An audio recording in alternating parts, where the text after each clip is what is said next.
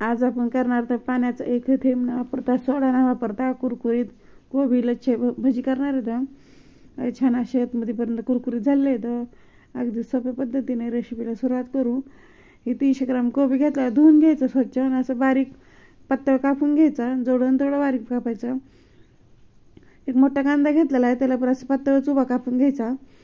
ते राखून घेतलं की दोन्ही पहिले मिक्स करून घ्यायचं चांगलं, म्हणजे काही थोडंसं कुठं राहिलं असं तर चांगलं एकदम मिक्स होत आहे। ते मिक्स करून झालं की त्यामध्ये पावडर मसाला टाकायचं, 1 चमचा धनिया पावडर, लाल तिखट टाकायचं अर्धा चमचा, आपल्या आवडीप्रमाणे कमी जास्त तिखट करू शकता। 1 चमचा अद्रक लसूण पेस्ट टाकायचं, एक छोटा अर्धा चमचा हळद, 1 छोटा चमचा ओवा चुळून टाकायचा आणि 1 छोटा चमचा जिरे टाकायचे।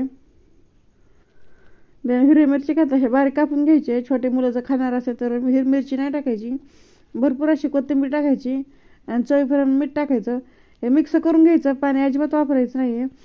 हे मिक्स करून घेतलं की 5 मिनिटं असं ठेवायचं। 5 मिनिटानंतर चांगलं असं कोबीला आणि कांद्याला पाणी सुटतंय, तेव्हा 5 मिनिटं असं ठेवायचं। 2 चमचे तांदळाचं पीठ टाकायचं, तांदळाचे पीठ टाकल्यामुळे कुरकुरीत अशी भजी होते। तर पाऊण वाटी बेसन टाकायचं, बेसन जास्त वापरायचं नाही, बाइंडिंग घेण्यावरच बेसन वापरायचं आणि सगळं मिक्स करून घ्यायचं।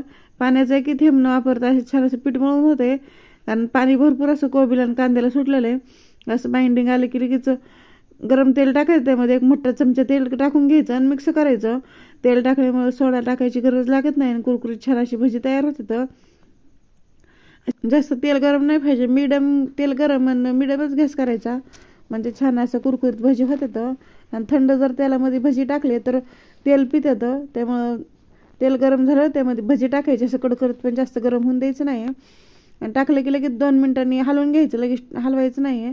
छान असे कुरकुरीत भजी झाले तर अजून दुसरी बॅच टाकून घेऊ, एकदम असे लच्छेदार भजी तयार होते। तर सगळे भजी आता आपण असेच करून घेणार आहेत। सगळे भजी तयार झाले तर किती छान आतमध्येपर्यंत कुरकुरीत झाले। तर भजन तेल अजिबात पिलेलं नाही, तर किती छान अशी भजी तयार आहेत। हे माझी रेसिपी कशी वाटली कमेंटमध्ये नक्की सांगा, लाईक करा, शेअर करा आणि चॅनलला नवीन सबस्क्राईब करा, बेल आयकॉन दाबायला विसरू नका।